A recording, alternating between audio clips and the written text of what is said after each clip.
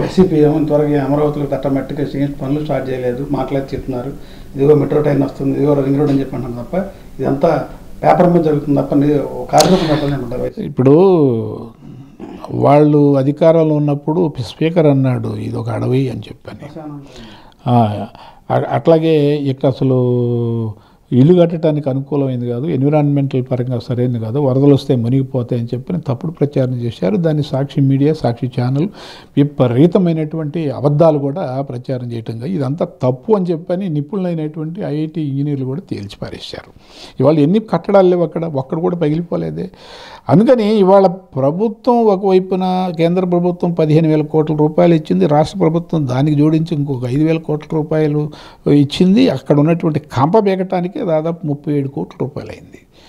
కాబట్టి ఇవాళ రోడ్లు కార్యక్రమం మొదలైంది. ఒక్కసారి మొదలైతే చాలా స్పష్టంగా చెప్పారు నారాయణ గారు కూడా, మున్సిపల్ శాఖ మంత్రి, 2027 లోపులోనే అమరావతిని ఖచ్చితంగా మేము ఏదైతే డిజైన్ చేసుకున్నామో ఆ డిజైన్ ప్రకారంగా పూర్తి చేస్తాము. ఇది self project, self financed project.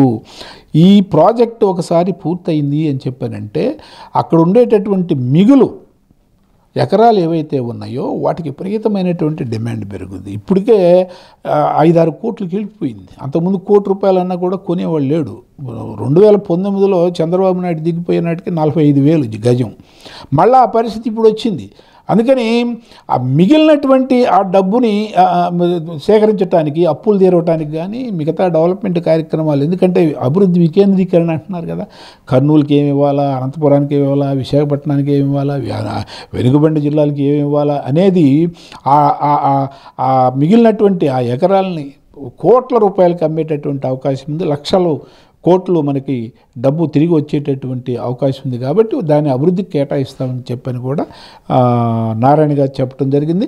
అందుకని చాలా ప్లానింగ్ ప్రకారం, వ్యూహం ప్రకారం కూటమి ప్రభుత్వం ముందుకెళ్తుంది. ఇంకా అమరావతి గురించి రెండో వాడు మాట్లాడటానికి అవకాశం లేని విధంగా ఇక 3 రాజధానుల ప్రస్తావనలు తీసుకురానటువంటి పద్ధతుల్లో, ఎందుకంటే స్టాంప్ పడిపోద్ది అప్పటికే. ఒకసారి బిల్డింగులు, బ్రహ్మాండమైనటువంటి బిల్డింగులు వచ్చిన తర్వాత, అమరావతికి ఒక రూపురేఖలు వచ్చిన తర్వాత, అన్ని వేల కోట్లు డబ్బులు ఖర్చు పెట్టిన తర్వాత, జనం రావడం ప్రారంభించిన తర్వాత, ఇండస్ట్రీస్ వచ్చిన తర్వాత, హాస్పిటల్స్ వచ్చిన తర్వాత, ఇంటర్నేషనల్ ఎడ్యుకేషనల్ ఇన్స్టిట్యూషన్స్ వచ్చిన తర్వాత, అప్పుడు అమరావతి జోలికి తర్వాత పొరపాటున ఎవడన్నా అధికారంలోకి వస్తే దాన్ని ముట్టుకుంటే జనం తంతారు. అందుకని అమరావతి అడిగిపోదు. అది లాపరంగా కూడా ఇప్పటివరకు నేను శాసనమండలిలో సభ్యుడిగా ఉండగా షరీఫ్ గారు చైర్మన్గానే ఉండేవాడు. శాసనసభకు వచ్చింది, 18 మంది మంత్రులు వచ్చారు, షరీఫ్ గారిని కొట్టారు, షరీఫ్ గారిని తిట్టారు. అది ఆ బిల్లుని మీరు ఆమోదించాలని చెప్పాను. ఆయన సెలెక్ట్ కమిటీకి ఎప్పుడైతే దీన్ని పంపుతున్నాను అని చెప్పి అనగానే ఆయన్ని కొట్టారు, తిట్టారు, నానా దుర్భాషలాడారు. ఆయన పారిపోవటం జరిగింది ఆ రోజున. అంటే ఏం చేస్తారో అని చెప్పని. అంటే ఒక బజారు రౌడీల్లా ఏ విధంగా ప్రవర్తించారో 18 మంత్రులు. ఏంటి అవసరం? 18 మంత్రులు శాసన కౌన్సిల్కి రావాల్సిన అవసరం ఏంది? ఆ కౌన్సిల్ రద్దు చేస్తా అన్నాడు. సిగ్గులేక ఇవాళ ఆ కౌన్సిల్ మాకు కావాలని చెప్పని జగన్మోహన్ రెడ్డి అంటా ఉన్నాడు. నీకు నిజంగా దమ్ముంటే రేపు ఒక బిల్లు ప్రవేశపెట్టు, నువ్వు ప్రైవేట్ బిల్లు ప్రవేశపెట్టు, కౌన్సిల్ మాకు అక్కర్లేదు అని చెప్పి అన్నాడు. ఇప్పుడు ఎందుకని? వాళ్ళ ఎక్కువ ఉన్నారు కాబట్టి ఇవాళ జగన్మోహన్ రెడ్డి అనేవాడు నా దృష్టిలో ఆయన పార్టీ కానీ ఆయన కానీ ఒక హత్యల ముఠ, రేపుల ముఠ, దొంగల ముఠ, మాఫియాల ముఠ అనేది ఆ పార్టీ, ఆ ముఠాకి నాయకుడు జగన్మోహన్ రెడ్డి అని చెప్పి నేను అనుకుంటున్నా.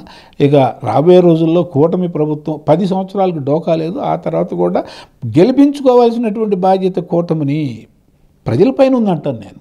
ప్రజలు వీళ్ళని గెలిపించుకుంటేనే ప్రజలకు అభివృద్ధి ఫలాలు అనేటటువంటి అందుతాయి. జగన్మోహన్ రెడ్డిని కనుక మళ్ళా గెలిపించుకుంటే అంతకుముందు 30 సంవత్సరాలు వెనక్కి తీసుకెళ్ళాడు, ఇంకొక 100 సంవత్సరాలు వెనక్కి తీసుకెళ్తాడు.